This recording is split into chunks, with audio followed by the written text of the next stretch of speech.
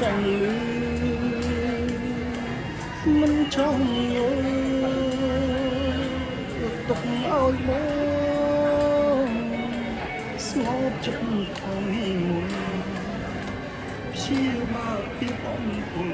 ស្លាកស្នាមអាយនឹងសាចាក់អូនមានថ្មីហើយលេខត្រាំត្រៃនៅចុងពីចៅថាអូនសាវាស្រីព្រមចិត្តមានន័យយ៉ាងណា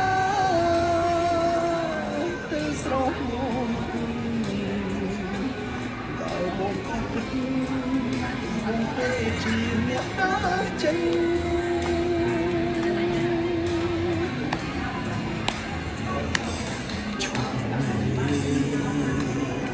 Hãy subscribe cho kênh Ghiền